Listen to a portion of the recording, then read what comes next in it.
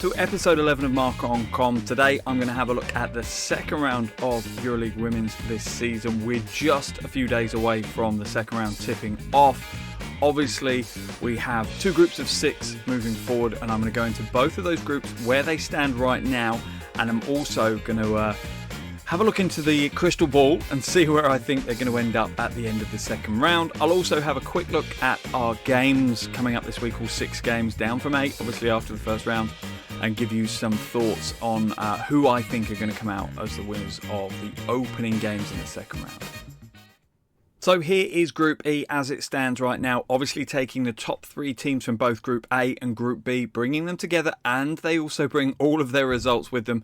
So right now, Mersin sitting pretty top of the table, 6-0. Lond and Skio and Bourges all with exactly the same record as of today. Lond just sitting second spot due to points difference and head-to-head situation. Skio in third and Bourges in fourth.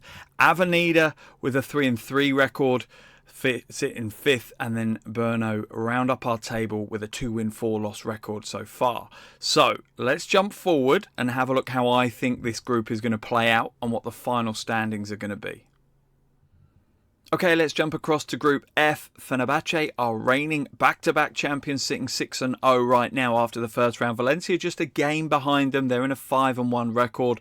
Praha and Zaragoza both have 4-2 records, whilst Raya has a 3-3 record and Polkovica has a 1-5 record. So that's where we stand right now before even the opening tip of the second round.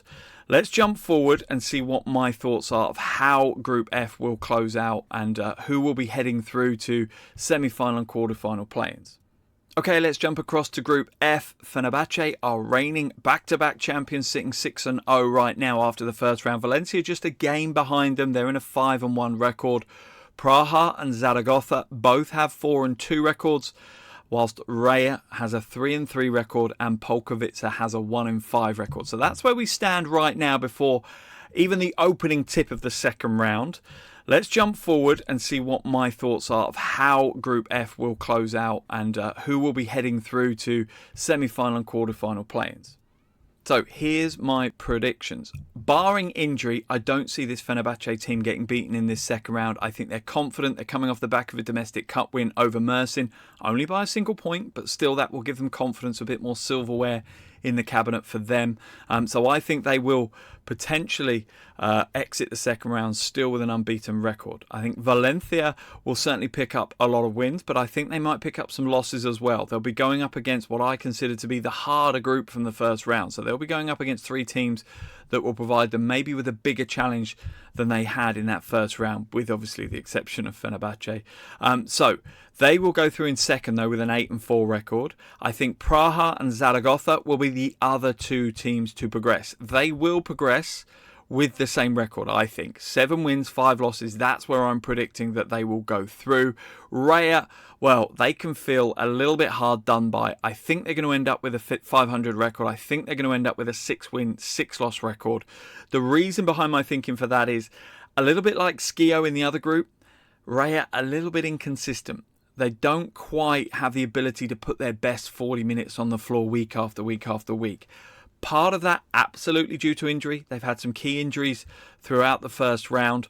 Not sure that that's going to be any different in the second round. So I see them finishing on a 6-win, 6-loss record, and that won't be enough for them to progress. I think they will exit at the end of the second round. Polkovica, they entered with a 1-5 record. I think they might pick up one more win in this second round. I don't see them picking up any more particularly. I might be being a little harsh on that team, but I think potentially they're going to exit with a 2-10 record at the end of the second round, and that will be them out of the Euroleague Women's. So that's what I'm predicting. Again, I would love to hear your thoughts, not just on Group F, on Group E. Maybe you've already plotted the bracket out all the way to the final 6 and maybe even to the final buzzer of the final in April. Do drop me a message, stick a comment and would love to hear what your thoughts are.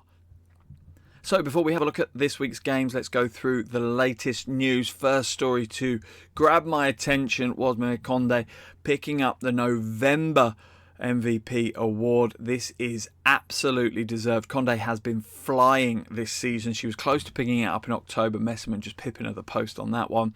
And she's playing next level. But far and away, I think one of the biggest seasons she's had, particularly domestically at club level. Just a consistent for what is a very strong Praha roster. She seems to be one of the shining lights that's leading the way for that team. Praha, for me, one of those teams that have done a good job in the first round and are growing. They've added a couple of pieces to the puzzle, and you just feel they're positioning themselves for a run deep into Euroleague Women's this season, and a lot of that has to be attributed to what Condé has done so far and is likely to contribute in the coming weeks and months. Absolutely deserved. November MVP award goes to Condé. Another big announcement, a slightly shock announcement as well made this week. Zaragoza has been named the host of the Final Six. Now, normally we have to wait to see who is going to be in the Final Six before we get our hosts announced. But we have gone early, locking it in, enabling fans to get themselves their flights and hotels booked nice and early. Book it in the diary, get your trip sorted, as women's basketball, the good, the great, and, well, myself are going to descend on Zaragoza in April. And not only have they booked it in for this year, it's for a 3-year stint. We're going to be back there 3 times. Hell of a city, hell of a fan base for basketball. Let's make this a weekend, well, almost an entire week actually, to crown out and finish off what has already been and will no doubt continue to be an amazing EuroLeague women's season. So yeah, I hope to see you in Zaragoza. If you do bump into me or see me courtside, definitely say hello to me on that one. But yeah, exciting to see this announcement so early in the season. So we go from some super exciting news to some pretty sad news. Mezeyan is off. He is done in EuroLeague Women's. He's going to leave Villeneuve d'Ascq after they exit after the first round. He is heading stateside. Mezeyan announced as the new Connecticut Suns head coach in the WNBA. Amazing opportunity for Coach Mezeyan. You will not meet a nicer person within world basketball. I absolutely wish him all the best of luck in his new role in Connecticut. Seen interesting comments on social media about this. First things first, you cannot make judgments on a coaching decision. The vast majority of people making those judgments don't know Coach Mezeyan, do not follow European basketball or international basketball, do not know the fact that he is one of the best coaches of women's basketball on the planet, flat out. No caveats. No edge to that at all. He is a phenomenal coach. Connecticut Sun have got themselves an absolute killer coach. So I think that's a great job by them. Good work by their organisation to bring in someone the quality of Mezeyan. And I will definitely be keeping a closer eye on the Connecticut Suns in WNBA 2025. So we're back in the action after a week off in between the first and second rounds. Here is the slate of 6 games that we have. 4 on the Wednesday, 2 on the Thursday. Tipping things off with Polkowice against Valencia in Poland. Then we'll have the all-French clash and the game of the week for EuroLeague Women's, which is Lens against Bourges, with my good friend Jeff Taylor on the commentary for that one. We'll then have Schio against Zabini Brno, and Wednesday will be rounded out with Avenida against Mersin. The 2 games on the Thursday, well, this is a big clash for me. Fenerbahce against Praha. I've already predicted that I think Fenerbahce will go through the second round without a loss, but Praha, that's a challenge. I think on their home floor, maybe not so much of a challenge, but it'll be interesting to see the reverse of that one in a few weeks' time. And then the final game of the week will be Zaragoza taking on Umana Reia. That could be a really close one. If Reia are able to put in a big performance, that could be a super entertaining game to close out the week. So let's jump across. Let me put my neck on the block again. Let's see how wrong I can be again. Here are my predictions. So in that opening game, I think that Polkowice are going to struggle. Obviously, they didn't have the best first round. They just squeaked through to the second round. I think Valencia, star-studded, really coming together as well. Some of those superstars starting to gel nicely now. I think Valencia will come away with at least a double-digit win on the road in this one. Next up, tough one to call. No surprise that this is the game of the week for EuroLeague Women's. Lens against Bourges. I think potentially I would have, if it was on a neutral venue, maybe Bourges minimal favourites, single digits, maybe 1 or 2 points. I think you take it to Lorne and that gives them the edge. On their home floor, I think that will give them the edge and that will give them the win. But again, this one could be a close one. This could be an overtime game, and I think at most it could be up to 5 points. A 5-point win for Lorne, not much more than that. But we'll wait and see. As I've said all season, Lorne are the Achilles heel that I have. I really do struggle to predict how they're going to play. So our third game is Skio against Zabini Brno. Skio, although they've been inconsistent, I think they're probably going to be too strong, too powerful, and have too many offensive options to go up against Brno, and I think the home team will come away with the win in this one. Next up, Avenida against Mersin. Not an easy one to call. Avenida on their day putting in big performances, certainly capable of going toe-to-toe with any team in this competition. However, Mersin, I think they're looking good, they're looking strong, and I think Mersin on the road here in Salamanca might just have a little bit too much for Avenida, so I have the Turkish team taking the win.